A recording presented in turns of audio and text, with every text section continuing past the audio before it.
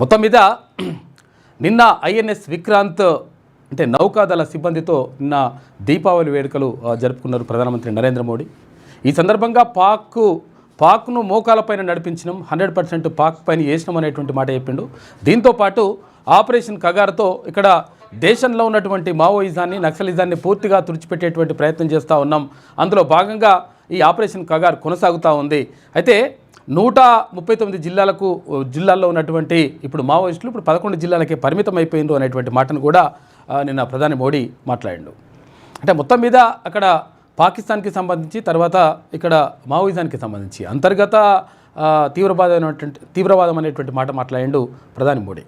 మొత్తం మీద నిజంగా ఒక రకంగా మావోయిస్టులకు గట్టి ఎదురుదెబ్బలు తగ్గుతున్నటువంటి పరిస్థితి కనిపిస్తూ ఉంది. అయితే దీనికి సంబంధించి కొంతమంది లొంగిపోతూ ఉంటే కొంతమంది మేము పోరాట పంద కొనసాగిస్తాం, మేము అడవుల్లోనే ఉంటామనేటువంటి మాటను కూడా చెప్తా ఉన్నారు. అభయ్ పేరుతో మరొక లేఖను బయటకు విడుదల చేసినారు మావోయిస్టులు. ఇట్లా కొనసాగుతూ ఉంది అది. అయితే నిన్న మొన్న కానిస్టేబుల్ని అన్యాయంగా పుట్టన పెట్టుకున్నటువంటి ఒక దుర్మార్గుడు నరరూప రాక్షసుని నిన్న పోలీసులు ఖతం చేసినారు. ఎవడు రియాజ్ అని చెప్పేసి అక్కడ నిజామాబాద్ జిల్లాలో. అయితే ఏమైంది, వీడు దొంగతనాలు తర్వాత దోపిడీలు తర్వాత హత్యలు ఇవన్నీ రకరకాలుగా చేస్తుంటాడు అనమాట. ఎవడు రియాజ్ అని వాడు చేస్తున్నటువంటి క్రమంలో ఇట్లా ఒక దొంగతనం కేసులను కానిస్టేబుల్ వెనకాల బైక్ పైన వెనకాల కూర్చోబెట్టుకొని పోలీస్ స్టేషన్ తీసుకెళ్తుంటే వెనుక నుంచి కత్తితో పొడిచేసి కానిస్టేబుల్ని మొత్తం కూడా చంపేసిండు.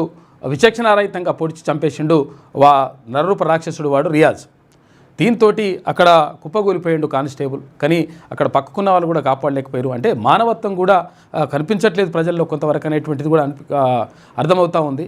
ఎందుకనంటే సాటి మనిషికి అన్యాయం జరుగుతూ ఉంటే, సాటి మనిషి ప్రాణాలతో కొట్టుమిట్టాడుతూ ఉంటే కాపాడాల్సినటువంటి ప్రజలు కూడా కాపాడలేకపోయిండ్రు అనేటువంటి ఆరోపణ కూడా ఉన్నది.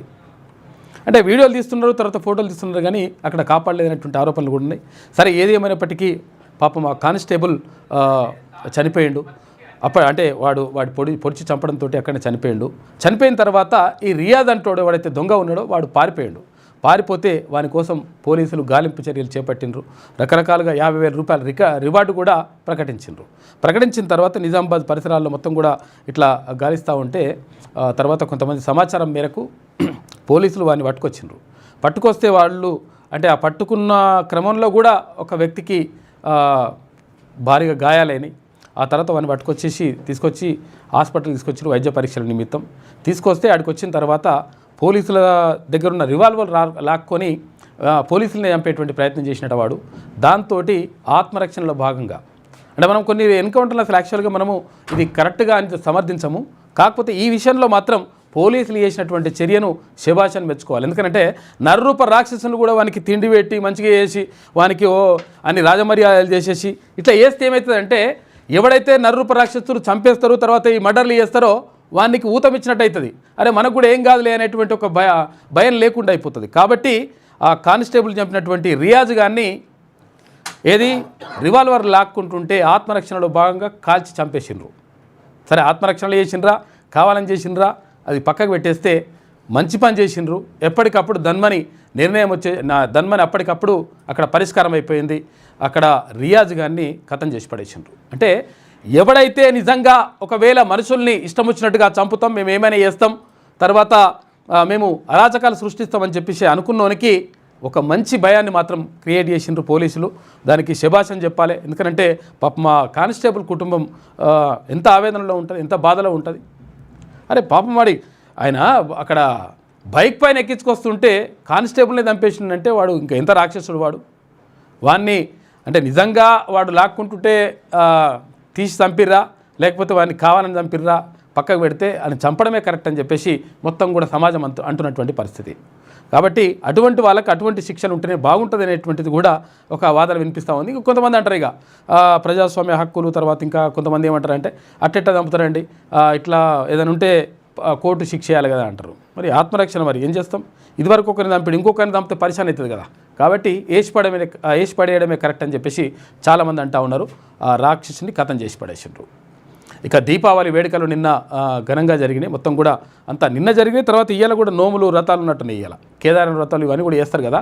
ఈ నోములు వ్రతాలు ఇవన్నీ కూడా ఉన్నాయి. కొంతమంది నిన్న చేసుకుంటారు, కొంతమంది ఇవాళ కూడా చేసుకుంటారు. అందరికీ కూడా దీపావళి తర్వాత ఈ నోముల శుభాకాంక్షలు మంచి జరుపుకోవాలని చెప్పి కోరుకుందాం. ఇవాళ అన్ని పేపర్లు రావు కాబట్టి కొన్ని పేపర్లే ఉంటాయి. మన శనార్థి తెలంగాణ పేపర్ ఉన్నట్టు, తర్వాత ఇంకో దిశ పేపర్ ఇట్లా ఉన్నట్టున్నాయి. మిగతా పేపర్లు రావు, అవి కూడా ఆన్లైన్లో ప్రధానమైనటువంటి వార్తల్ని మనం చూసేటువంటి ప్రయత్నం చేద్దాం. మార్నింగ్ న్యూస్లో ముందుగా మన పేపర్ని చూద్దాం. నానితో బుట్టబొమ్మ, అగో ఫస్ట్ ఇదే ఉన్నట్టుందిగా సినిమా వార్త. సుజిత్ డైరెక్షన్లో రానున్న కొత్త సినిమా, హీరోయిన్గా పూజా హెగ్డే నటించనుందని చెప్పేసి టాక్ అంట. బుట్టబొమ్మనా ఈ పాట నాదేనా, ఆమెనేనా? ఇక ప్రాణాలు దక్కించుకోవడమే ప్రథమ కర్తవ్యం, ఆ తర్వాతే ఉద్యమ నిర్మాణంపై దృష్టి, దక్షిణ బస్తర్పై పట్టు జారితే అంతే సంగతులు, ఇక్కడ బలగాలను నిలువరించడమే అతి ముఖ్యం. మల్లోజుల వేణుగోపాల్ ఆసన్న ఎలాంటి సమాచారం ఇస్తారనోనే అని దానిపై మావోయిస్టు కేంద్ర నాయకత్వంలో టెన్షన్ మొదలైందంటే, ఎందుకంటే వీళ్ళిద్దరూ కేంద్ర కమిటీ సభ్యులుగా ఉన్నారు. తర్వాత వీళ్ళు అంటే అగ్రనాయకులుగా ఉన్నటువంటి మల్లోజుల వేణుగోపాల్ ఆలియాస్ అభయ్, తర్వాత ఇక్కడ ఆసన్న ఆలియాస్ తక్కల్లపల్లి వాసుదేవరావు, వీళ్ళు లొంగిపోవడంతో అరే ఇప్పుడు వీళ్ళు లొంగిపోయినరు, మన సమాచారం అంతా కూడా తెలుసు కదా, ఎక్కడెక్కడ మనం సంచారం చేస్తాం, ఎక్కడెక్కడ ఉంటాము, ఎక్కడెక్కడ స్థావరాలు ఉంటాయి, ఇవన్నీ కూడా తెలుసు కదా, ఒకవేళ వీళ్ళు పోలీసులకు కనుక సమాచారం అందిస్తే మన పరిస్థితి ఏంది అనేటువంటి ఆందోళన ఇక్కడ మావోయిస్టుల్లో నెలకొంది అని చెప్పేసి కథనం కనిపిస్తూ ఉంది. అంటే నిజంగా కూడా అటువంటి పరిస్థితి ఉంటుంది. కాకపోతే ఏంటంటే మరి వీళ్ళు మరి వాళ్ళ సమాచారం ఇస్తారా, ఇయ్యకుంటుంటే కరెక్ట్. ఎందుకంటే ఉద్యమానికి ద్రోహం మాత్రం చేయొద్దు. అంటే అట్లా అని చెప్పేసి మనము అంటే వాళ్ళు కూడా జనజీవన స్రవంతిలోకి వచ్చేసి ప్రజాస్వామ్యయుతంగా పోరాటం చేస్తే బాగుంటుందనేటువంటి అభిప్రాయం మాత్రం ప్రజల నుంచి వ్యక్తం అవుతూ ఉంది. కాబట్టి మావోయిస్టులు ఒకసారి ఆలోచించుకోవాలి. అంటే పాతకాలంలో ఉన్నలాగానే మేము మళ్ళీ పోరాటం చేస్తామంటే ఆ పరిస్థితులు మాత్రం అనుకూలిస్తలేవు. కాబట్టి అటువంటి పరిస్థితులు ఉన్నప్పుడు ప్రాణాలను కాపాడుకోవడం ఫస్ట్ ముఖ్యం. అందుకనే నేను ఇక్కడ అడవుల నుంచి బయటకు వచ్చినా అని చెప్పేసి ఆశనే చెప్పిండు. అంటే ఈ నేపథ్యంలో మొత్తం మీద అంటే ప్రజల్లోకి రావడం కరెక్ట్ అని చెప్పేసి చాలామంది అంటూ ఉన్నారు. కాకపోతే ఏంటంటే వాళ్ళ డిమాండ్లని ఒక్కసారి ప్రభుత్వం ఇంటే బాగుంటుందనేటువంటి ఆలోచన కూడా ప్రజా సంఘాలు చేస్తున్నటువంటి మాట. అంటే కనీసం ఇప్పుడు పాకిస్తాన్తో యుద్ధం అయ్యేటప్పుడు లేకపోతే ఇతర దేశాలతోటి యుద్ధాలు జరుగుతున్నప్పుడు ఆ దేశాలతోటి మనము చర్చలు జరుపుతాం, కానీ దేశంలో ఉన్నటువంటి పౌరులతోటి మనం చర్చలు ఎందుకు జరపడం అనేటువంటి ప్రశ్నలు కూడా ఉత్పన్నమవుతూ ఉన్నాయి. ఏదేమైనప్పటికీ మావోయిస్టులకు సంబంధించి ఒక సందిగ్ధమైనటువంటి వాతావరణంలోకి వెళ్ళిపోయింది మావోయిజం. మొత్తం మీద ఈ 2026 మార్చి 31వ తారీఖు లోపల మొత్తం కూడా మావోయిజం లేకుండా చేస్తామని చెప్పేసి కేంద్ర హోంమంత్రి అమిత్ షా చెప్పడంతో అసలు ఎట్లా పరిస్థితి ఏంది అనేటువంటి చర్చ మాత్రం జరుగుతూ ఉంది. అయితే వాళ్ళు ఏమంటున్నారంటే మావోయిస్టులను చంపగలుగుతారు, అంటే గతం నుంచి చంపుకుంటూ వస్తున్నారు, మావోయిస్టులను చంపగలుగుతారు కానీ వాళ్ళ భావజాలాన్ని చంపగలుగుతారా అనేటువంటిది ప్రశ్న అక్కడ. కాబట్టి ఆ భావజాలం ఉండొద్దు అంటే ఏం చేయాలి? వాళ్ళు ఏవైతే డిమాండ్లు చెప్తున్నారో ఆ డిమాండ్లను నెరవేర్చి లేకపోతే ఆ డిమాండ్లకు తగ్గ పరిష్కారాన్ని చూపిస్తే అసలు అంటే అటువంటి భావజాలమే ఉండకుండా పోతుంది కదా అనేటువంటిది కూడా చర్చ జరుగుతూ ఉంది. కాబట్టి ప్రభుత్వం కూడా ఒక మెట్టు కిందికి దిగాలి, మావోయిస్టులు కూడా జనజీవన స్రవంతిలోకి రావడానికి ప్రయత్నం చేయాలి. ఈ రెండు చర్చలు జరిపి ఒక సుహృద వాతావరణంలో ఒక ముగింపు అనేటువంటిది పలికితే బాగుంటుంది అనేటువంటిది చాలామంది చెప్తున్నటువంటి మాట విశ్లేషకులు. మల్లోజుల ఆసన్న ఎలాంటి సమాచారం ఇస్తారనే దానిపై మావోయిస్టు కేంద్ర కమిటీ నాయకత్వంలో టెన్షన్ మొదలైందంట. ఇక డంపులు ఇన్ఫార్మర్ల సమాచారం బహిర్గతం అవుతుందేమోనని ఆందోళన వ్యక్తమవుతూ ఉంది. డంపులు ఎక్కడెక్కడ తుపాకులు పెట్టినరు, ఎక్కడెక్కడ బాంబులు పెట్టినరు, ఎక్కడెక్కడ పైసలు పెట్టినరు, ఇవన్నీ కూడా ఒకవేళ ఇస్తారేమని. ఇక ఒకవైపు నాయకత్వ పరిరక్షణ, మరోవైపు కేడర్ సంరక్షణ కత్తి మీద సామే ఎవరికి? మావోయిస్టులకు. కేడర్ ఆత్మస్థైర్యాన్ని దెబ్బతీసిన వరుస ఎన్కౌంటర్లు, అగ్రనేతల లొంగుబాటు, కొంతమంది ఏమో చంపేసారు, కొంతమంది ఏమో లొంగిపోయినరు. ఇక శ్రేణుల్లో ఆత్మస్థైర్యం నింపడమే ఫస్ట్ ప్రయారిటీ, ఆ తర్వాతే రిక్రూట్మెంట్స్పై దృష్టి పెట్టి పార్టీని బలోపేతం చేసుకుంటే ఓకే, లేదంటే భారత మావోయిస్టు పార్టీకి ఎండ్ కార్డే అని చెప్పేసి ఒక ప్రత్యేక కథనం కనిపిస్తూ ఉంది శనార్థి తెలంగాణ దినపత్రికలో. తుపాకీ గుండు ద్వారానే రాజ్యాధికారం వస్తుందనేది మావోయిస్టు పార్టీ సిద్ధాంతం. సమసమాజ స్థాపన, నూతన ప్రజాస్వామిక విప్లవం, శ్రామిక కార్మిక నియంత్రిత రాజ్యం సాయుధ పోరాటం ద్వారా సాధ్యమవుతుందని మావోయిస్టులు బలమైనటువంటి నమ్మకం. ఈ నమ్మకమే అన్నలను దశాబ్దాలుగా అడవుల బాట పట్టించింది. దండకారణ్యం కేంద్రంగా సాయుధ పోరుకు ఊపిరిపోసింది. చాన్నాళ్ల పాటు భారత ప్రభుత్వానికి సమాంతరంగా డీకేలో జనతన సర్కార్ను నడిపించగలిగింది మావోయిస్టు పార్టీ. దాదాపు దశాబ్దన్నర పాటు దండకారణ్యంలో ఆదివాసీ బిడ్డలకు సమసమాజపు పాలనను మావోయిస్టు పార్టీ అందించగలిగింది. మధ్య భారతంలో మావో సిద్ధాంతపు పాలనను కొనసాగించగలిగింది. డీకేలో పట్టు ఉన్నటువంటి దేశంలోని ఇతర ప్రాంతాల్లోకి విస్తరించేందుకు ప్రణాళికలు రచించుకుంది. అయితే అంతటి వైభవోపేతాన్ని చవిచూసిన పార్టీ మావోయిస్టు కీలక నాయకులు ఇప్పుడు ప్రాణాలు దక్కించుకుంటే చాలనే పరిస్థితికి వచ్చేశారు. ఏ పుట్టకాడో చెట్టుకాడో వాగుకాడో వంక దగ్గరో ఎక్కడ భద్రతా బలగాలు ఎన్కౌంటర్లో చనిపోతారనేటువంటి భయాందోళన వ్యక్తమవుతుంది అని చెప్పేసి ఒక ప్రత్యేక కథనం కనిపిస్తూ ఉంది. ఆ పార్టీ కేడర్ బిక్కుబిక్కుమంటూ గడపాల్సిన సిచ్యువేషన్ ఏర్పడింది. 2018కి ముందు మధ్య భారతంలో మావోయిస్టు పార్టీ చాలా బలంగా ఉండేది.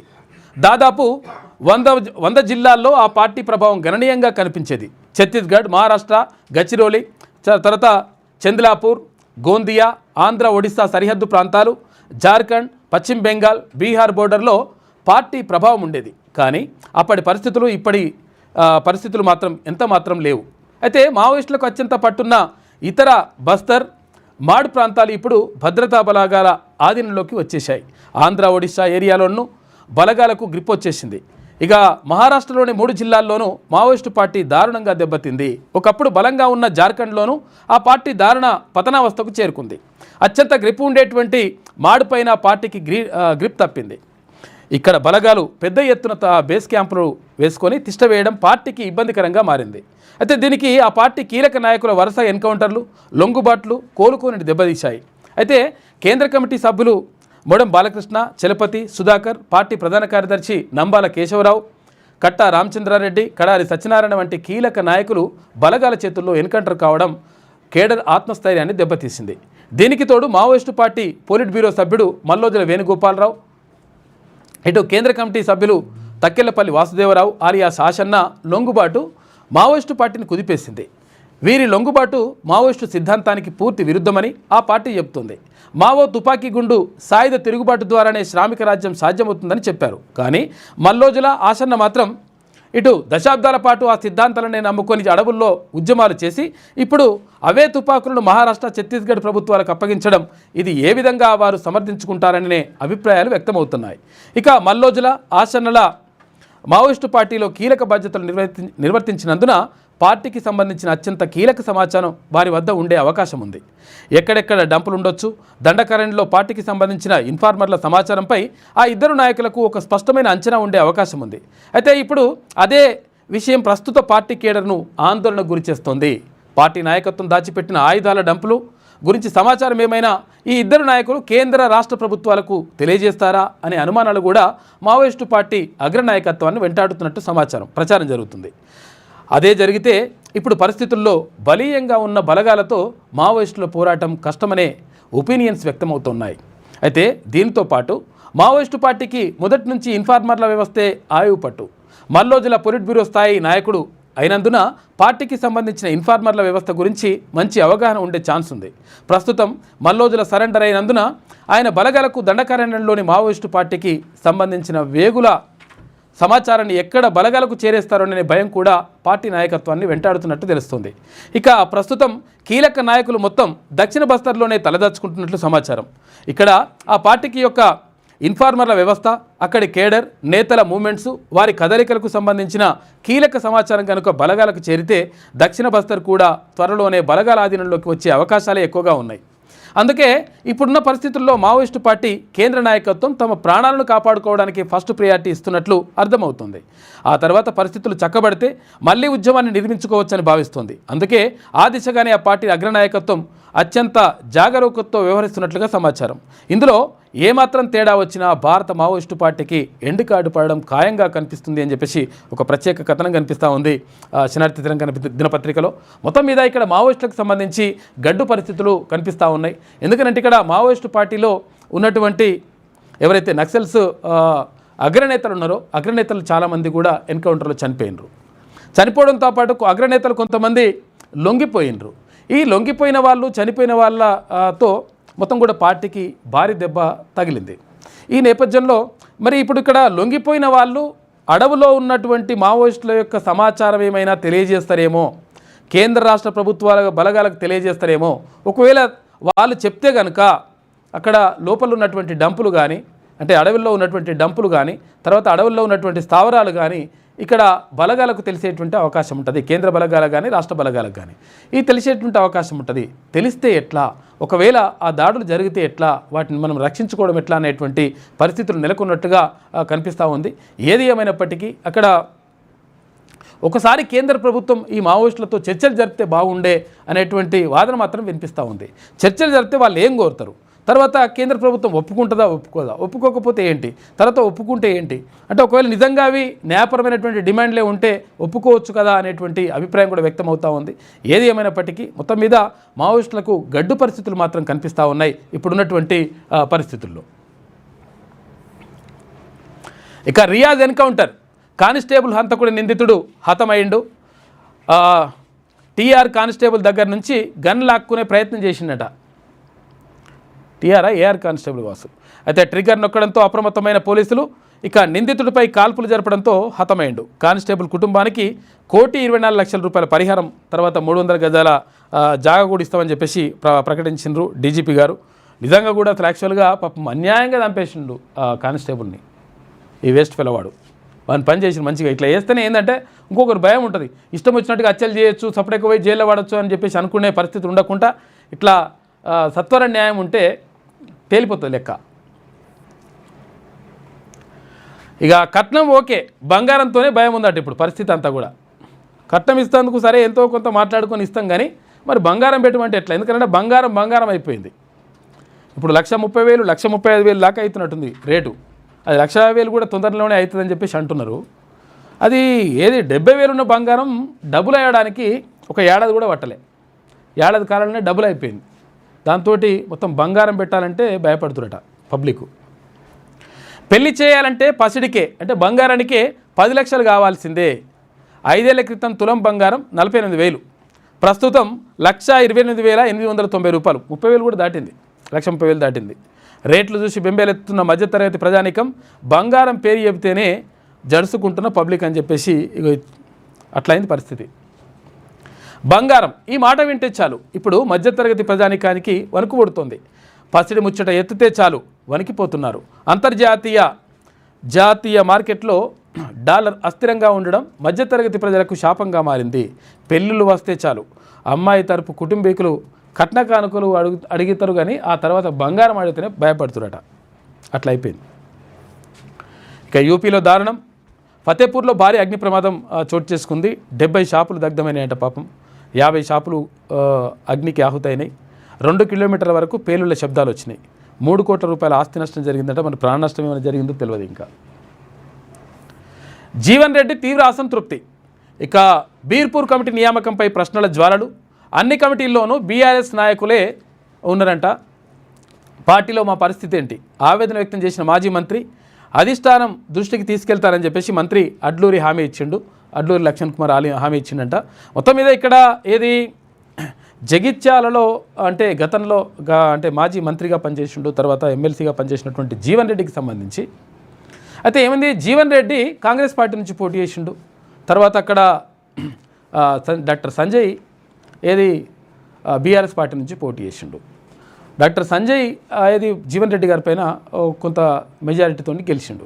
గెలిచిన తర్వాత ఏమైంది, బీఆర్ఎస్ పార్టీ అభ్యర్థి అక్కడ గెలవడంతో ఇక్కడ జీవన్ రెడ్డి గారు కొంతవరకు స్తబ్దుగా ఉన్నారు.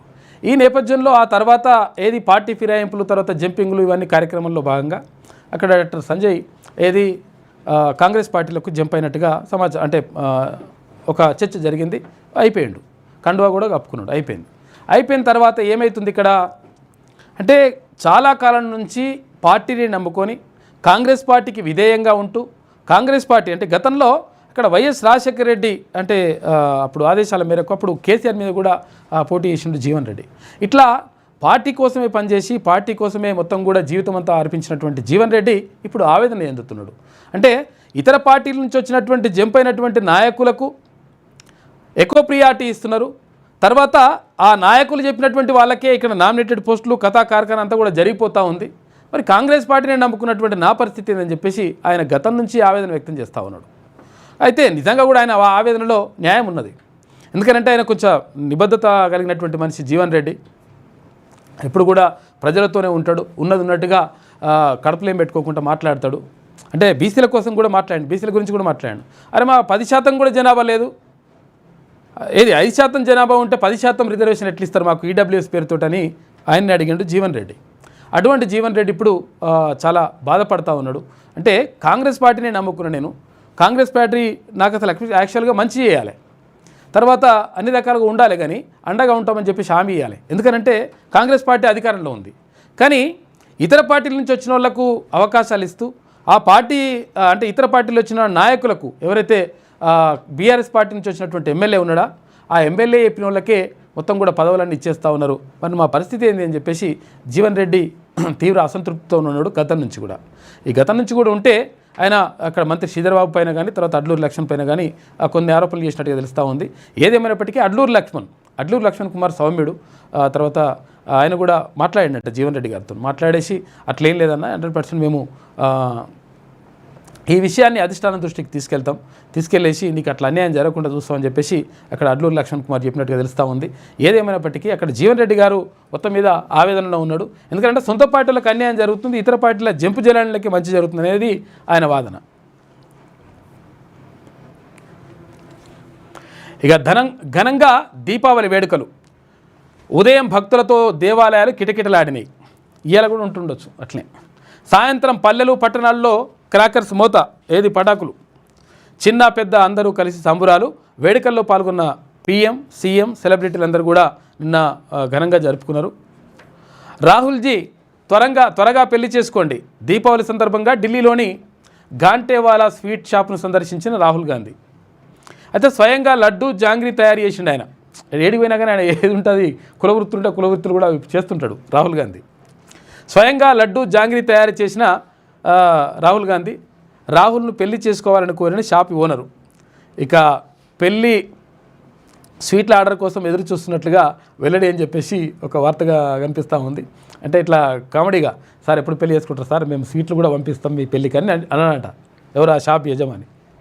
అంటే ఇక సరే అని పాపం ఏం చెప్పాలని అర్థం కాని పరిస్థితి.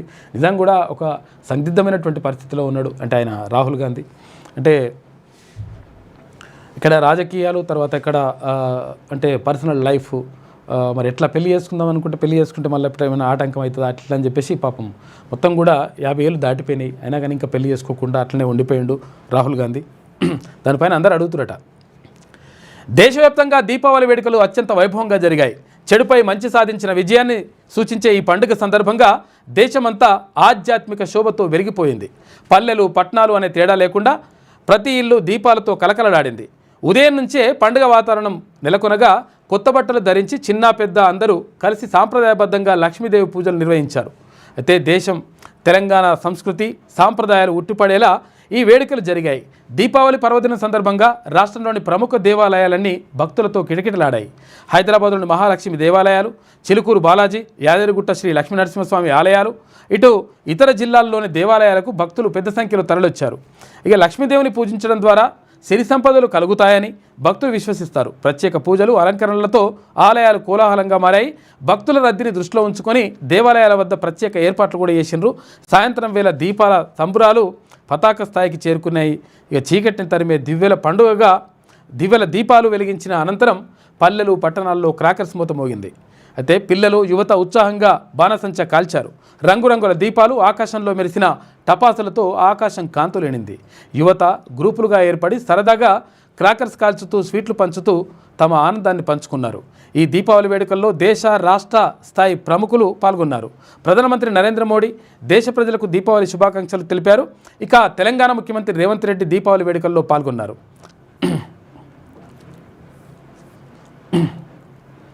మంత్రులు, రాష్ట్ర మంత్రులు, ఇటు ఎమ్మెల్యేలు సహా పలువురు రాజకీయ నాయకులు ఈ పండుగ వేడుకల్లో భాగమయ్యారు. సినీ క్రీడా ప్రముఖులు కూడా తమ అభిమానులకు శుభాకాంక్షలు చెప్తూ సందేశాలు పంపారు. అభిమానులతో ఆనందాన్ని పంచుకున్నారు. మాదాపూర్ సున్నం చెరువులో ఇల్లు కోల్పోయిన బాధితులతో కలిసి కేటీఆర్ దీపావళి వేడుకలు జరుపుకున్నారు.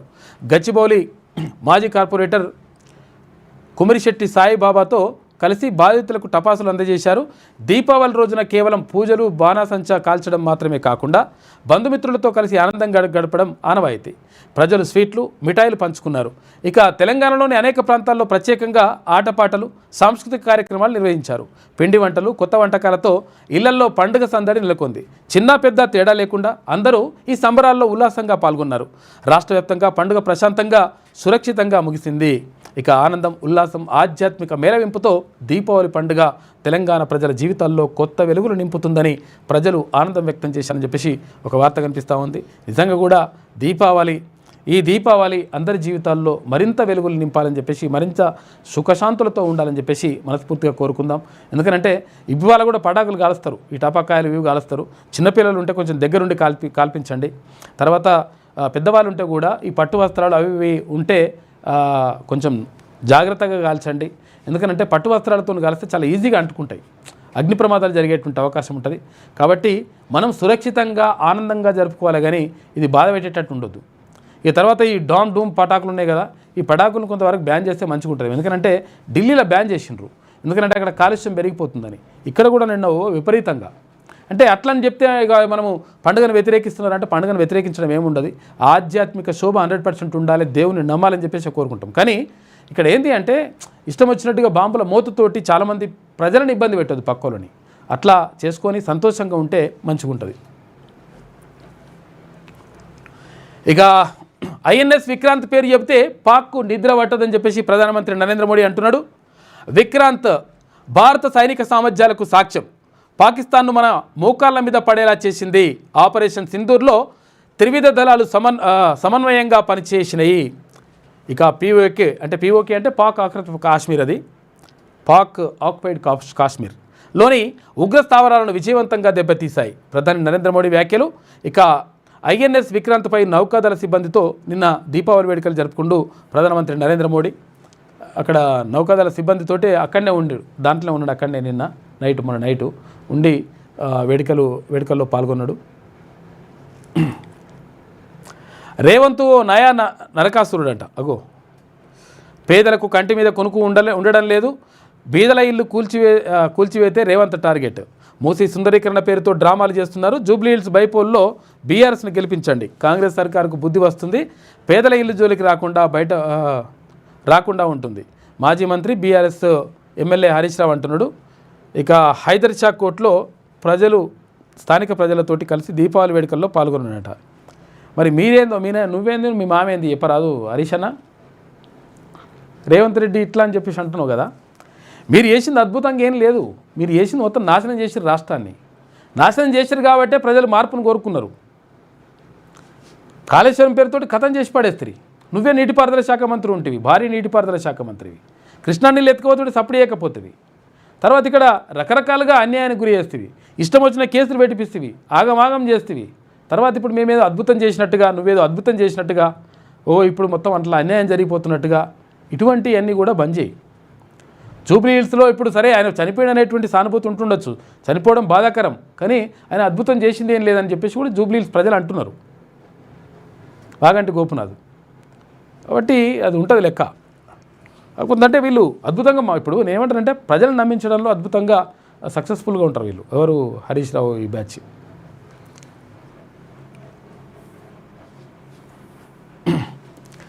ఇక స్పేస్ ఎక్స్ సరికొత్త మైలురాయి, 10,000 శాటిలైట్లను ప్రయోగించిన సంస్థ, అధికారికంగా ప్రకటించిన స్టార్లింక్ భవిష్యత్తులో 30,000కు పైగా విస్తరించాలని స్పేస్ ఎక్స్ టార్గెట్గా పెట్టుకుందంట. మొత్తం మీద విజయవంతంగా కొనసాగుతూ ఉంది. ఇక రాష్ట్రానికి వర్ష సూచన, 3 రోజుల పాటు వానలు ఉంటాయంట. 40 కిలోమీటర్ల వేగంతో ఈదురుగాలు వీచే ఛాన్స్ ఉందంట. అన్ని జిల్లాల్లో తేలికపాటి జల్లులు భారత వాతావరణ శాఖ హెచ్చరిస్తూ ఉంది. మళ్ళీ వానలు కొడుతున్నాయట.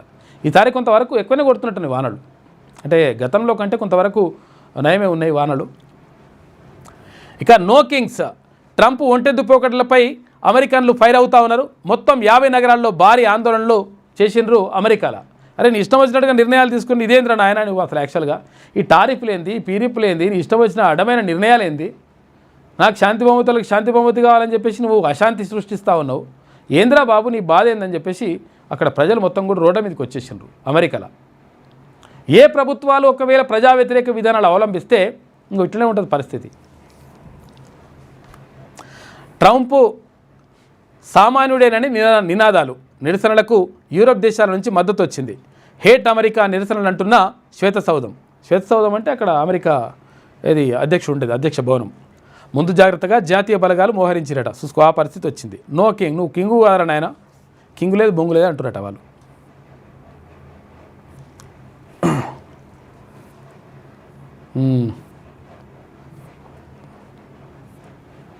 నో కింగ్స్ అని చెప్పేసి ఇట్లా అంటున్నారు కదా.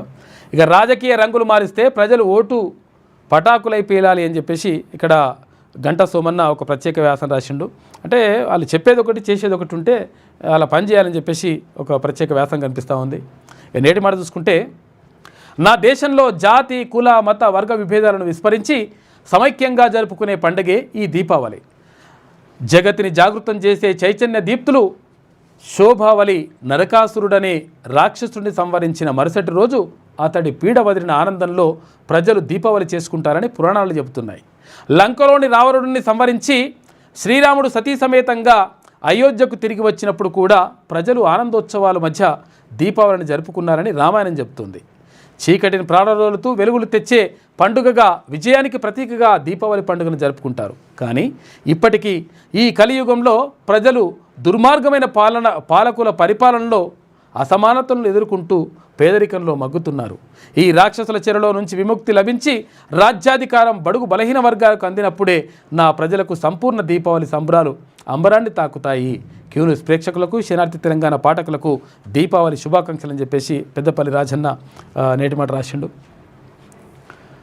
రైతులను దగా చేస్తున్న ప్రభుత్వాలని చెప్పేసి ఇగో ఇట్లా పరిస్థితి. ఇంకా కూడా కొనుగోలు సెంటర్లు అంతర్లేవంట. ముగ్గురి మరణంతో ఉలిక్కిపడ్డ కొండమల్లేపల్లి అని చెప్పేసి నల్గొండ జిల్లాలో పండగ పూట తీవ్ర విషాదం. 2 పిల్లలను చంపి ఊరేసుకుందట తల్లి. తాగుడుకు బానిసైన భర్తతో కాపురంతో కలహాలు. ఆదివారం రాత్రి గొడవలతో ఇంట్లో నుంచి వెళ్ళిపోయిన భర్త మొబైల్ ఫోన్ స్విచ్ ఆఫ్ చేసి మనస్తాపానికి గురైనటువంటి భార్యనంట కేసు నమోదు చేసుకొని దర్యాప్తు చేస్తున్నారు. చనిపోతే ఏం రాదు, ఎవరైనా కానీ గుర్తుపెట్టుకోరి, ఈ ఆత్మహత్యలు అనేటువంటిది అంటువ్యాధి లాంటివి. ఎందుకంటే ఒకరు చేసుకుంటే అసలు యాక్చువల్గా బాధలు లేని వాళ్ళు, ప్రపంచంలో బాధలు లేని వాళ్ళు ఎవరు ఉండరు. ప్రతి మనిషికి బాధలు ఉంటాయి. ఒక్కొక్కరికి ఒక్కో రకమైన బాధ ఉంటుండొచ్చు. ఒకరికి డబ్బులు లేక బాధ అయితే, ఒకరికి ఆరోగ్యం బాగాలేక బాధ ఉంటుంది, ఒకరికి మానవ సంబంధాలు సరిగా లేక బాధ ఉంటుంది, కుటుంబ కలహాలు కొంతమందికి బాధ ఉంటుంది. రకరకాలుగా ఏదో రకమైనటువంటి బాధతోటి మాత్రం బరాబర్ ఉంటారు. బాధలు లేని వాళ్ళు ఉండరు. అట్లా అని చెప్పేసి బాధ ఉన్నప్పుడు ప్రతి ఒక్కరు చచ్చిపోతే మీ భూమి మీద ఎవడు ఉండడు. కాబట్టి బాధలు ఉంటే, కష్టాలు ఉంటే ఆ కష్టాలను ఎట్లా ఎదుర్కోవాలి, ఏం కథ అనే దానికి మనం ప్రయత్నం చేయాలి. అదే జీవితం. జీవితాన్ని పోరాటం ఎందుకంటారంటే జీవన పోరాటంలో అంటారు. అంటే జీవితాన్ని ఎప్పుడు కూడా పోరాటంలాగా ముందుకు వెళ్తుండాలేదని, ఇక అట్లా మేము చచ్చిపోతాం పిచ్చిపోతాం అంటే ఎవరు ఉండరు. కాబట్టి చచ్చిపోతే ఏదో సానుభూతి వస్తుంది అనుకుంటారు. చచ్చిపోతే మీరు చేసింది ఏం గొప్ప విషయం ఏం కాదు, చాలామందికి అన్యాయం చేసినట్టు లెక్క. కాబట్టి చచ్చిపోవడం కరెక్ట్ కాదు. అటువంటి ఆలోచన రాకుండా చూసుకోవాలి. ఎప్పుడు సమస్యలు ఉంటే ఆ సమస్య ఎట్లా పరిష్కారం చేసుకోవాలి అనేటువంటిది దానిపైన దృష్టి పెట్టాలి తప్ప చావు అనేటువంటిది పరిష్కారం ఎప్పుడు కూడా కాదు. అంటే చాలామంది అట్లా చేస్తుంటారు అనమాట. ఇంకా చచ్చిపోతే తర్వాత మేము హీరోలం అన్నట్టు. హీరోలు ఏమి ఉండదు లెక్క. ఏది మూడొద్దులు సావు నాడు ఉన్నది, మూడొద్దుల నాడు ఉండదు, మూడొద్దుల నాడు ఉన్నది, దినాల నాడు ఉండదు అంటారు. ఏది ఏడుపు. కాబట్టి మర్చిపోతారు పబ్లిక్. కాబట్టి ఏదో చచ్చిపోతే సాధించేది ఏముండదు, ఉండి సాధిస్తే కరెక్ట్గా ఉంటుంది లెక్క. కొట్లాడేది స్థానిక రిజర్వేషన్ కోసం కాదు, అసెంబ్లీ సీట్ల రిజర్వేషన్ మీద అని చెప్పేసి ఒక ప్రత్యేక వ్యాసం కనిపిస్తూ ఉంది. బాలు కత్తుల రాసిండు. సమాచార హక్కు చట్టాన్ని నీరుగారుస్తున్న అధికారులు, సామాజిక ఆర్టీఐ కార్యకర్తల ఆవేదన. ఆర్టీఐ దరఖాస్తుల్లో పొందుపరిచిన వ్యక్తులతో డీల్ అంట. సమాచారం ఇవ్వడానికి సాకులు చెబుతున్న అధికారులు. ఇట్లా అయిపోయారు అధికారులు కొంతమంది. గిరిజనపల్లెల్లో ఘనంగా ప్రారంభమైన గుస్సాడి ఉత్సవాలని చెప్పేసి. ఎందుకంటే ఇది గుస్సాడి ఎవరికి, ఇక్కడ ఆదిలాబాద్ జిల్లాలో ఎవరు అక్కడ ప్రత్యేకంగా ఆదివాసీ బిడ్డలు ఉంటారు కదా, ఆదివాసీ బిడ్డలు జరుపుకునేటువంటి పండుగల్లో గుస్సాడి నృత్యం వాళ్ళ ప్రత్యేకమైనటువంటి అది ఉంటుంది. కాబట్టి అక్కడి వాళ్ళు చేసుకుంటారు. ఉమ్మడి ఆదిలాబాద్ జిల్లాలో గిరిజన జీవన శైలి ప్రతిబింబించే దంగడి గుస్సాడి పండుగ ఘనంగా ప్రారంభమైంది. అయితే ఇది గోండులు జరుపుకుంటారు. ఈ గుస్సాడి గోండులు చాలా అద్భుతంగా చేసుకుంటారు ఆదివాసీ బిడ్డలు. పండగ వేళ ధరల మోత అని చెప్పేసి ఇక్కడ అంతర్రాష్ట్ర చెక్పోస్టుల వద్ద ఏసీబీ దాడులు. ఉమ్మడి ఆదిలాబాద్ జిల్లాలో 2 రోజుల టీఆర్పీ ముఖ్య సమావేశాలని చెప్పేసి ఒక వార్త కనిపిస్తూ ఉంది. బహుజన విద్య విద్యకు దోహదం చేసిన జ్యోతిరావు పూలే, సావిత్రిబాయి పూలే అని చెప్పేసి మాట్లాడినారు. ధాన్యం కొనుగోలు ఎప్పుడు అని చెప్పేసి ఇక్కడ అందరూ కూడా అడుగుతున్నటువంటి పరిస్థితి. మొత్తం మీద ఇట్లా జరుగుతూ ఉంది. ఒకసారి మనము దిశ పేపర్ని కూడా చూద్దాం. 24న భారత్ బంద్, అభయ్ పేరుతో మావోయిస్టు పార్టీ లేఖ విడుదల చేసింది. అయితే అభయ్ అసలు యాక్చువల్గా మల్లోజుల వేణుగోపాలే అభయ్ ఆలియాస్ అభయ్ అని చెప్పేసి అనుకున్నారు. కానీ ఆయన బయటకు వచ్చిన తర్వాత కూడా ఆయన పేరుతో అభయ్ పేరుతో మాత్రం లేఖలు బయటకు వస్తూ ఉన్నాయి. 24న భారత్ బంద్ అని అభయ్ పేరుతో మావోయిస్టు పార్టీ లేఖ, ఆపరేషన్ కగార్ నిలిపివేయడానికి దేశవ్యాప్తంగా ప్రజా ఉద్యమం నిర్మించాలని చెప్పేసి పిలుపునిస్తావురట. ఇక రియాజ్ ఎన్కౌంటర్, కానిస్టేబుల్ హత్య కేసులో 2 రోజుల క్రితం అరెస్ట్ చేసిన వాడిని. నిజామాబాద్ ప్రభుత్వ ఆసుపత్రిలో చికిత్స, ఏఆర్ కానిస్టేబుల్ గన్ లాక్కోబోయిన నిందితుడు పారిపోయే క్రమంలో పోలీసులు కాల్పులు జరిపారు, వాడు చచ్చిపోయాడు. నిందితులపై ఇప్పటికే 40 కేసులు ఉన్నాయట వీని పైన. వీడే దుర్మార్గుడు, నరరూప రాక్షసుడు, వీడు ఖతం చేసిరు వీని. నిజామాబాద్ పట్టణంలో కానిస్టేబుల్ ప్రమోద్ను హత్య చేసిన నిందితుడు షేక్ రియాజ్ ఎన్కౌంటర్లో మృతి చెందాడు. సోమవారం ఉదయం ఆసుపత్రిలో ఏఆర్ కానిస్టేబుల్ నుంచి నిందితుడు గన్ లాక్కునే ప్రయత్నం చేశాడు. అక్కడ నుంచి పారిపోయేందుకు ప్రయత్నించడంతో అప్రమత్తమైన పోలీసులు కాల్పులు జరపడంతో రియాజ్ అక్కడికక్కడే మృతి చెందాడు. కాగా అతడిపై 40 కేసులు ఉన్నాయట వీనిపైన. మంచి పని చేశారు, లంగా కొడుకుని పోలీసులు చంపుతారంట వీడు. మునుగోడులో సొంత రూల్స్ నడవై, మద్యం విక్రయాలపై రాష్ట్రం మొత్తం ఒకటే పాలసీ అంట. ఇష్టం ఉన్నట్టు సొంత నిర్ణయాలు తీసుకుంటే కుదరదు. కోమటిరెడ్డి రాజగోపాల్ రెడ్డికి ప్రభుత్వం క్లారిటీ ఇచ్చినట్టుగా ఒక వార్త కనిపిస్తూ ఉంది.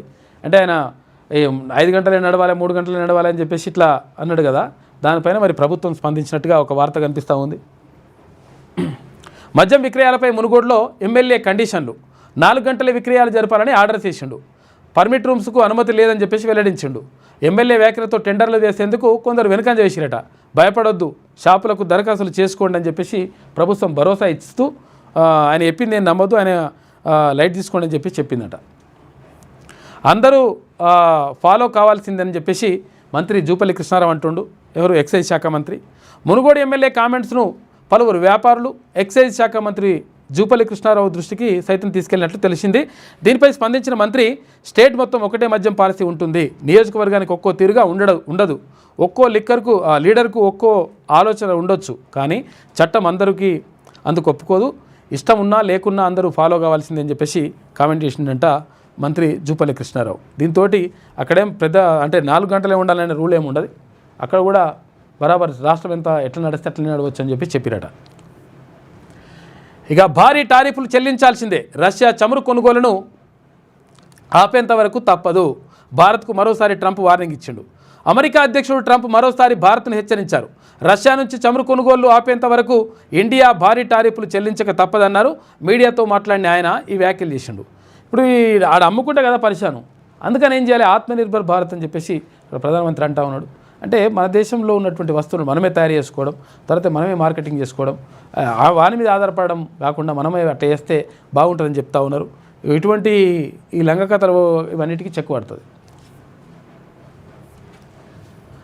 నన్ను మేకలా బలిచ్చారు మంత్రులు శ్రీధర్బాబు, అడ్డూరి వల్లే నాకు మానసిక హింస, పార్టీ ఫిరాయించి వచ్చినోడికి ప్రాధాన్యత ఇస్తారా, మొదటి నుంచి ఉన్నవాడిని పట్టించుకోరా, మాజీ ఎమ్మెల్సీ జీవన్ రెడ్డి సంచలన వ్యాఖ్యలు అని చెప్పేసి ఒక వార్త కనిపిస్తూ ఉంది. ఆయన పాపం బాధపడతా ఉన్నాడు. ఎవరు? సంజయ్. డాక్టర్ సంజయ్ ఏమో బీఆర్ఎస్ పార్టీ నుంచి జంపై కాంగ్రెస్ పార్టీలోకి వచ్చిండు. కాంగ్రెస్ పార్టీలోకి వస్తే ఆయనకు ప్రియారిటీ ఇస్తున్నారట కాంగ్రెస్ పార్టీ వాళ్ళు. ఈయనని పాపం సీనియర్ లీడరు జీవన్ రెడ్డి గారు ఉన్నట్టుగా మాట్లాడతాడు, ఈయనను పట్టించుకుంటలేరట. పట్టించుకోకుండా తర్వాత ఆయన చెప్పిన వాళ్ళకే ఏమైనా పదవులు ఉంటే కూడా ఇస్తురట.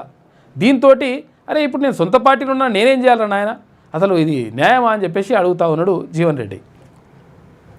రాష్ట్రంలో కాంగ్రెస్ పార్టీ అధికారంలోకి వచ్చాక తనను మేకలా బలిచ్చారని మాజీ ఎమ్మెల్సీ జీవన్ రెడ్డి సంచలన వ్యాఖ్యలు చేశారు. సోమవారం జగిత్యాలలో మీడియాతో మాట్లాడిన ఆయన తాను మానసిక క్షోభకు గురి కావడానికి మంత్రులు శ్రీధర్బాబు, అడ్డూరి లక్ష్మణ్ కుమారే కారణమని హాట్ కామెంట్స్ చేశారు. పార్టీ సిద్ధాంతం ఏంటో అర్థం కావట్లేదని, పార్టీ ఫిరాయించినోడు చెప్తేనే పనులు చేస్తున్నారని పరోక్షంగా జగిత్యాల ఎమ్మెల్యే సంజయ్ని ఉద్దేశించి కీలక వ్యాఖ్యలు చేసిండు జీవన్ రెడ్డి. ఇద్దరు పిల్లల్ని చంపి తల్లి ఆత్మహత్య చేసుకుంది. కుటుంబ కలహాలే కారణం నల్గొండ జిల్లాలో ఘటన. చంపితే ఏమొస్తామా, చంపి చచ్చిపోతే ఏమొస్తుంది. ఇక మావోయిస్టుల ఉనికి 3 జిల్లాల్లోనే ఉందని చెప్పేసి 3 జిల్లాలో 11 జిల్లాలు వేలాది మంది జనజీవన స్రవంతిలో కలుస్తున్నారు. ఉగ్రవాదం, నక్సలైట్లకు భారత్లో చోట్లేదని చెప్పేసి విజయం భద్రతా దళాలదే అని చెప్పేసి నిన్న ప్రధానమంత్రి నరేంద్ర మోడీ మాట్లాడాడు. 11 ఏళ్ల కిందట 125 జిల్లాల్లో ఉన్నారు, ఇప్పుడు 11 జిల్లాల్లో ఉన్నారు అని చెప్పేసి అంటున్నాడు. ఇక జూబ్లీ హిల్స్లో ఒక్కటే వార్, కాంగ్రెస్ బీజేపీ ఒక్కటయ్యాయి అంటున్న బీఆర్ఎస్. బీజేపీ బీఆర్ఎస్ ఒక్కటేనని కాంగ్రెస్ శ్రేణుల ఆరోపణ. ఇక ప్రచారంలో కనిపించని ప్రజా సమస్యల ప్రస్తావన. ఇక రాజకీయ ఆరోపణలు విమర్శలకే ఎక్కువ ప్రాధాన్యత ఇస్తున్నారట. నిజంగా చెప్పాలంటే జూబ్లీ హిల్స్ అంటే చాలామంది ఏమనుకుంటారంటే బాగా బలిసిన వాళ్ళే ఉంటారు అనుకుంటారు. వాళ్ళు చాలా పేదోళ్ళు కూడా ఉంటారు. బాగా బలిసిన వాళ్ళు ఓట్లు కూడా వేయరాలు. ఆ ఓట్ల కాడ లైన్ నిలబడి ఇట్లా కొంతమంది చాలామంది వేయరు ఓట్లు. కానీ పేదవాళ్ళు ఉంటారు చాలామంది జూబ్లీ హిల్స్లో. అక్కడ మొత్తం పరిసర ప్రాంతాల్లో మొత్తం కూడా స్లమ్ ఏరియాస్ ఉంటాయి. పాపం వాళ్ళని పట్టించుకోవాల్సిన అవసరం ఉన్నది. రాజకీయ ఆరోపణలు విమర్శలకే ఎక్కువ ప్రాధాన్యత. ముస్లిం మైనార్టీ ఓటర్లపైనే హస్తం గులాబీ పార్టీలో ఫోకస్ పెట్టినాయట. ఇక వారిని మచ్చిక చేసుకునేందుకు వివిధ రూపాల్లో ప్రయత్నాలు చేస్తూ ఉన్నాయి. ఊపందుకోనున్న ప్రచారం అని చెప్పేసి ఊపందుకున్నది. ఇక పిల్లల కిడ్నాప్ పేరుతో కాజేస్తారు, అలాంటి ఫోన్ కాల్స్తో జాగ్రత్తగా ఉండండి అని చెప్పేసి కుటుంబ సభ్యుల వివరాలు సోషల్ మీడియాలో పెట్టకండి. హైదరాబాద్ సిపి సజ్జనార్ ట్వీట్ చేసిండు.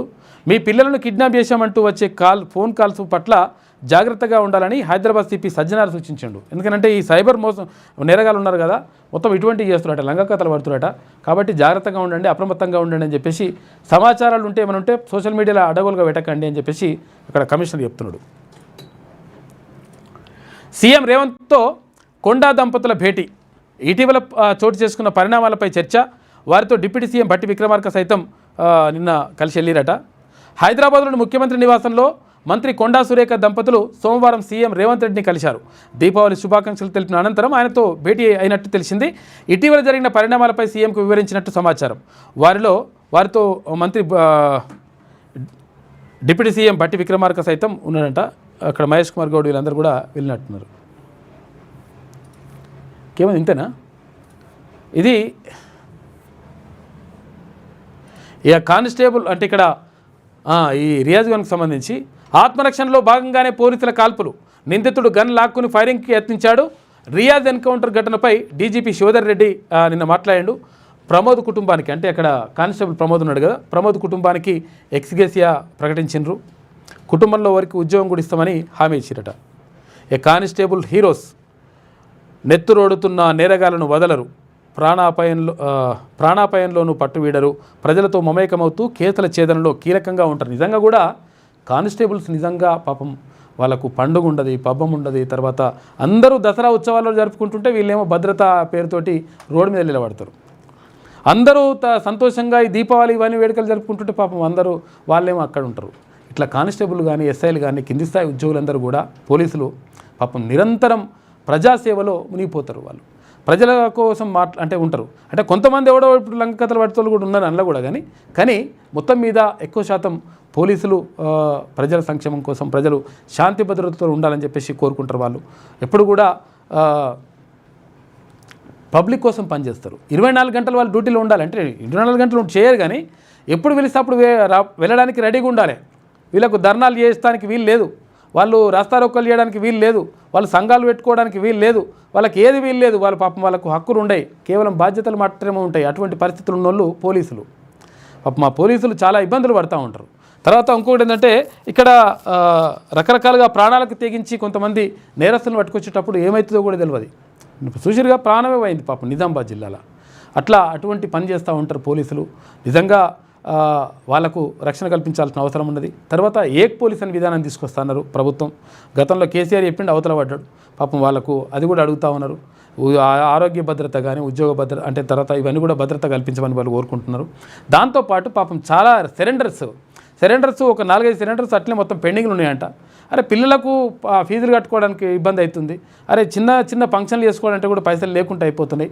దారుణమైన పరిస్థితిలో ఉన్నామని చెప్పేసి చాలామంది పోలీసులు, కానిస్టేబుల్, తర్వాత ఇక్కడ ఎస్ఐలు, ఇక్కడ కింది స్థాయి ఉద్యోగులందరూ కూడా ఆవేదన వ్యక్తం చేస్తున్నారు. కాబట్టి ప్రభుత్వం దీనిపైన దృష్టి పెట్టాల్సిన అవసరం ఉన్నది. ఎందుకంటే వాళ్ళు నిరంతరం ప్రజల కోసం చేస్తూ ఉంటారు. మా జర్నలిస్ట్ ఎట్లయితే చేస్తారో జర్నలిస్టులు కూడా ఇంకా వీళ్ళకు జర్నలిస్టులకు రూపాయి జీతం కూడా ఉంటుంది. అంటే కొంతమందికి ఇప్పుడు అట్లుంటుంది. జర్నలిస్టులు కూడా ప్రజల కోసమే పనిచేస్తారు. ఇక్కడ పోలీసులు పనిచేస్తుంటారు. కాబట్టి పోలీసులని నిజంగా కూడా ఆదుకోవాల్సిన అవసరం, బాధ్యత ప్రభుత్వం పైన ఉంటుంది. కాబట్టి కానిస్టేబుల్ హీరోస్ అని చెప్పేసి ఒక కథనం వేసినట్టుంది దిశ పత్రిక. ఇంకోసారి ఇది చూస్తే ఇది అంటే ఏమైనా అప్డేట్స్ వచ్చినాయి చూస్తే కూడా మనం అవి కూడా ఒకసారి చూసుకోవచ్చు మనము. ఎందుకంటే ఏమాయ్ రా ఇక జూబ్లీహిల్స్ నియోజకవర్గం అని చెప్పేసి ఒక జూబ్లీహిల్స్ ఉప ఎన్నిక నామినేషన్లకు చివరి రోజు ఇప్పటిదాకా 94 నామినేషన్లు వచ్చినాయట జూబ్లీహిల్స్ ఎన్నికకి సంబంధించి. ఏమో అటు ఇటు పోతలేదు ఇది, ఈ బుక్ అంటుంది ఏదో, అడ్వర్టైజ్మెంట్లు ఎక్కువ ఉన్నట్టున్నాయి, వార్తలు తక్కువ అడ్వర్టైజ్మెంట్లు ఎక్కువ ఉన్నట్టు అనిపిస్తుంది. రైట్, ఇక బస్టాండ్ దగ్గర నిల్చున్న భార్య ముఖంపై ఉమ్మేసిన భర్త 2 రోజుల తర్వాత ఏమైందంటే అని చెప్పేసి మరి ఏమైందో కథ ఇదేందో. రియాజ్ మృతదేహానికి అర్ధరాత్రి 2 గంటలకు పోస్టుమార్టం పూర్తి చేసినట్ట. ఎన్కౌంటర్ వరకు ఏం జరిగిందంటే అని చెప్పేసి చెప్తా ఉన్నారు. నరూప రాక్షసుడు వాడు. హైదరాబాద్లో పటాకులు పేల్చుతూ 47 మందికి గాయాలైనట. సరోజిని హాస్పిటల్కి పోయారు. సరోజిని హాస్పిటల్ ఏంటంటే కంటి దవాఖాన. కళ్ళకి చాలా ఇబ్బంది అవుతుంది, చాలామంది జాగ్రత్తగా ఉండండి. ధూల్పేటలో అగ్ని ప్రమాదం, పతంగుల గోదాంలో మంటలు చెలరేగినాయట. గత్యంతరం లేకనే కాల్పులు. రియాజ్ ఎన్కౌంటర్పై నిజామాబాద్ సిపి కీలక ప్రకటన చేసిండు. ఏం చేయాలని అర్థం కాకనే ఆయన పని చేసినామని చెప్తున్నారు. సరే ఎట్లా చేసిరో ఏం కథనో తెలియదు తర్వాత విషయం, కానీ మన పని చేసిర్రు, చేయాలి. మనం అటువంటి దాన్ని మనం సమర్థించదు. అంటే అయ్యో అట్టెట్లా చేసిండ్రు ఇట్లా అవసరం లేదు, రాక్షసుని చంపేయాల్సిందే. ఇంకా జూబ్లీహిల్స్ ఎన్నికలకు సంబంధించి అవి అన్నీ మొత్తం ఉన్నట్టున్నాయి. తిరుపతి జూ పార్క్లోని వైట్ టైగర్ మృతి అంట. సదర్ దున్నపోతు చాలా కాస్ట్లీ, లిక్కర్ ప్రత్యేక ఆకర్షణగా నిలుస్తుందని చెప్పేసి అంటున్నారు. వీటికి మందు కూడా తాగిపిస్తారట. ఏది వీడికి మందు పోయాలంట, హార్డు దాన్ని ఏమంటారు, దాన్ని బ్రాండీ విస్కీ తాగిపోయాలట దానికి. ఎందుకంటే దాన్ని కురిదిలో పోస్తారు అట్లా. తర్వాత అవి ఏం తింటాయి అంటే బాదాము, కిస్మిస్, తర్వాత పిస్తా, తర్వాత ఏది కాజు, ఇవి తింటాయి అన్నమాట. అవి బాగా వాటిని పెంచాలంటే మొత్తం లక్షలతో కూడుకున్న పని అది. అవి కొనాలంటే కోట్ల రూపాయలు. సదర్ ఉత్సవాలు కూడా చాలామంది చేస్తూ ఉంటారు, మొత్తం కూడా రాష్ట్ర వ్యాప్తంగా జరుగుతూ ఉన్నాయి. హైదరాబాద్లో ఎక్కువ చేస్తారు. ఇంకా ఇక్కడ యాదవ సోదరులు అంటే రాష్ట్ర వ్యాప్తంగా కానీ దేశవ్యాప్తంగా కానీ చేస్తుంటారు. ఇక్కడ కొంచెం ప్రత్యేకత ఉంటుంది. అంటే దున్నపోతులని తీసుకొచ్చేసి తర్వాత ఊరేగించడం, తర్వాత అవన్నీ కూడా ఎంత నున్నగా ఉంటాయో నిజంగా. ఇట్లా ఇట్లా ఇట్లా ముట్టుకుంటే జారిపోయేటట్టుంటాయి. వాటికి నూనె కూడా పెడతారు ఇట్లా. తెలంగాణలో బోనాల అత్యంత మస్తు గ్రాండ్గా చేసే మరో పండుగ సదర్ ఉత్సవం. తెలంగాణలో ఇక సదర్ సమ్మేళనంగా పిలిచే ఈ పండుగ సికింద్రాబాద్, హైదరాబాద్ సిటీలో చాలా ఫేమస్. దీపావళి తర్వాత సెకండ్ డే యాదవ కమ్యూనిటీ జరిపే సదర్ పండుగ దాదాపు 70 ఏళ్ళకు పైగా చరిత్ర ఉందంట. సిటీలోని ముషీరాబాద్లో నిర్వహించే సదర్ అన్నింటికన్నా మస్తు ఫేమస్. యాదవులు తమ దున్నపోతులతో బలమైన అందమైన వాటిని పండుగలో ప్రదర్శిస్తారు. వీళ్ళు దున్నపోతులకు పూలదండలు, గజ్జలు, ముత్యాల మాలలు, పసుపు కుంకుమ, పట్టు పరదాలతో మంచిగా రెడీ చేసి మెయిన్ సెంటర్లకు తర్వాత ప్రధాన వీధుల్లో ఊరేగింపు నిర్వహిస్తారు. యాదవులకు ప్రత్యేకమైన డవక్ దన్కి దన్ ఇది స్పెషల్ ల్యాండ్స్తో దున్నపోతులు చుట్టూ స్టెప్పులు వేస్తూ సంబరాలు చేసుకుంటారు. దున్నపోతులతో కుస్తీ పడుతూ విన్యాసాలు, డ్యాన్సులు చేస్తారు. ఇది సదర్కు స్పెషల్ అట్రాక్షన్గా నిలుస్తాయి. తీన్మార్ స్టెప్పులు, ఇక దక్నక్ డ్యాన్సులతో ఫుల్ జోష్ ఉంటుంది. మొత్తం మీద ఇట్లా సదర్ ఉత్సవాలు నిర్వహిస్తారని చెప్పేసి ఒక ప్రత్యేక కథనం కనిపిస్తూ ఉంది వెలుగు దినపత్రికల. ఇట్లా రకరకాలుగా వార్తలు అవన్నీ కూడా ఉన్నాయి. అంటే ఇవాళ ఎందుకంటే ఇవాళ పేపర్లు రావు కదా. నిన్న దీపావళి శుభాకాంక్షలు చెప్పినట్టు ఇలా పేపర్ రాదు, అందుకని ఇట్లా శుభాకాంక్షలు చెప్తారు. తర్వాత మేము మాట్లాడినటువంటి మాటలు ఉంటాయి. ఇప్పుడు న్యూస్లో మాట్లాడితే ఒకరి గురించి మాట్లాడితే ఇంకొకరి గురించి ఇట్లా వైరల్ చేస్తూ ఉంటారు. అట్లా జరుగుతూ ఉన్నాయి. ఒకవేళ మేము నిజంగా అట్లా వైరల్ చేయాలనుకుంటే వేరే ఉంటుంది. యాక్చువల్గా మాట్లాడింది ఒకటైతే తర్వాత ఇంకొకరి గురించి అని చెప్పేసి పేర్లు పెట్టి ఇవన్నీ కూడా చేస్తూ ఉన్నారు. అది కరెక్ట్ కాదు. కాబట్టి అది చూసుకుంటే మంచిగా ఉంటుంది. తర్వాత మొత్తం మీద ఇవాళ కూడా ఉన్నట్టున్నాయి దీపావళి వేడుకలు జరుపుకుంటారు. ఇవాళ కూడా దీపావళి వేడుకల కంటే ఎక్కువ నోములు ఉన్నట్టున్నాయి. అంతేనా భరత్? నోములు ఉన్నాయా? నోములు ఎక్కువ ఉన్నట్టున్నాయి. నిన్న ఇవాళ నిన్ననేమో దీపావళి నిన్న అని చెప్పేసి అధికారికంగా ప్రకటించింది ప్రభుత్వం. తర్వాత ఇవాళ అంటే ముహూర్తం ఇవాళ ఉన్నది, నిన్నున్నది. ఎందుకంటే నిన్న ఇవాళ 2 రోజులు ఉన్నట్టు అమావాస్య ఉన్నదంట. దాంతో ఇవాళ కూడా కొంతమంది జరుపుకుంటున్నారు.